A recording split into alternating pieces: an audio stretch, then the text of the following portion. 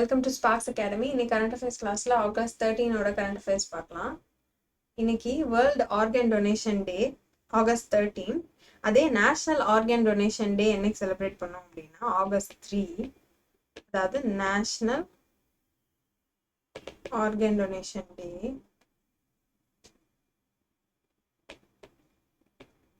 அன்னைக்கு என்ன current affairs பார்த்தோம் அப்படின்னா, ஆர்கன் அண்ட் டிஷ்யூ டிரான்ஸ்பிளான்டேஷன்ல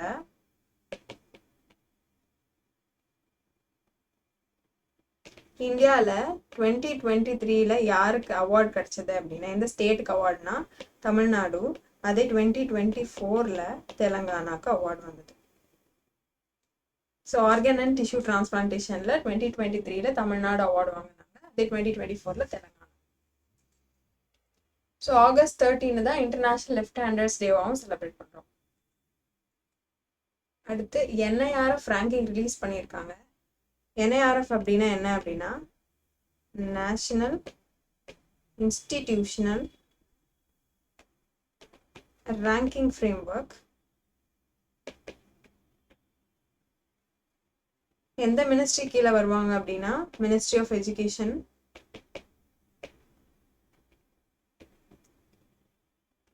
ஓவரால் கேட்டகரியில for the 6th time IIT Madras ஃபர்ஸ்ட்ல இருக்காங்க. ஸோ அப்போ செகண்ட்ல வந்து IISc பெங்களூர்,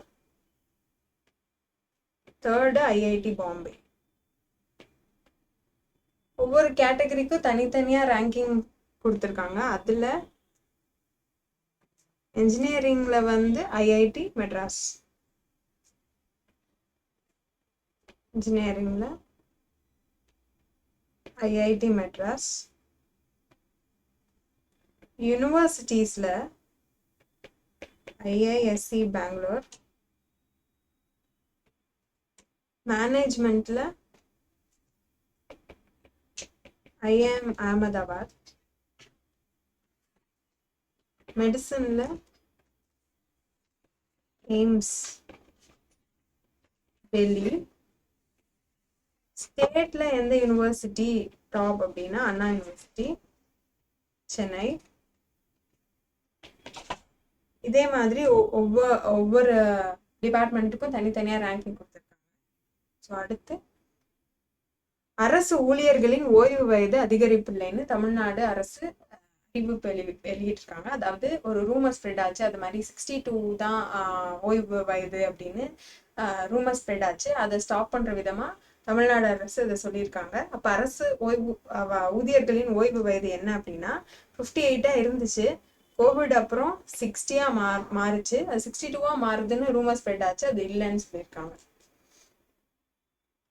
அடுத்து international math olympiad.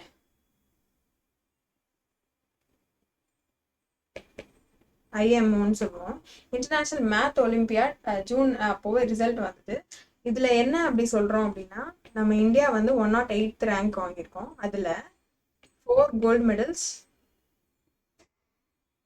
1 silver, 1 special mention கொடுத்துருக்காங்க. ஸோ 108th ரேங்க் வாங்கியிருக்கோம் இன்டர்நேஷனல் மேத் ஒலிம்பியாட். அடுத்த நேஷனல் நியூஸில் முனால் சேட்டலைட் லான்ச் பண்ண போகிறாங்க. எந்த கவர்மெண்ட், யார் அப்படின்னா நேபாள். யார் லான்ச் பண்ண போகிறாங்க அப்படின்னா ISROவோட NSIL, அதாவது நியூ ஸ்பேஸ் இந்தியா லிமிடெட் தான் லான்ச் பண்ண போகிறாங்க. லான்ச்சிங் வெஹிக்கிள் என்ன அப்படின்னா போலார் சேட்டலைட் லான்ச் வெஹிக்கிள். அவங்களோட மெயின் ஃபோக்கஸ் என்னன்னா வெஜிடேஷன் டென்சிட்டி, அதாவது நம்மளோட எர்த் சர்ஃபேஸில் உள்ள வெஜிடேஷன் டென்சிட்டியோட டேட்டா பேஸை கலெக்ட் பண்ணுறது தான் அதோட மெயின் ஃபோக்கஸ், முனால் சேட்டலைட்டோட மெயின் ஃபோக்கஸ். அடுத்த ஸ்போர்ட்ஸ் நியூஸ் பார்க்குறோம். நம்ம இந்தியாவில் மொத்தம் 6 அவார்ட்ஸ் வாங்கியிருக்காங்க. அதில் மனு பாக்கர் வந்து துப்பாக்கி சுடுதலில் வெண்கலம் வாங்கியிருக்காங்க, 2 அவார்டு வாங்கியிருக்காங்க. அதே மாதிரி துப்பாக்கி சுடுதலில் ஸ்வப்னில் குசாலே அவரும் வெண்கல பதக்கம் வாங்கியிருக்காரு. இந்திய அணி ஹாக்கி டீமும் வெண்கல பதக்கம். அதே மாதிரி நீரஜ் சோப்ரா ஜாவ்லின்ல வெள்ளி.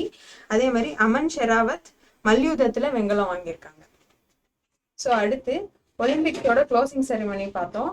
அதில் ஃப்ளாக் பேரர்ஸாக நான் முன்னாடியே சொன்ன மாதிரி மனு பாக்கரும் பிஆர் ஸ்ரீஜேஷும் இருக்காங்க. ஸோ இன்னைக்கான கரண்ட் அஃபேர்ஸ் அவ்வளோதான். நாளைக்கான கரண்ட் அஃபேர்ஸ் அடுத்த கிளாஸ்ல பார்க்கலாம். தேங்க்யூ.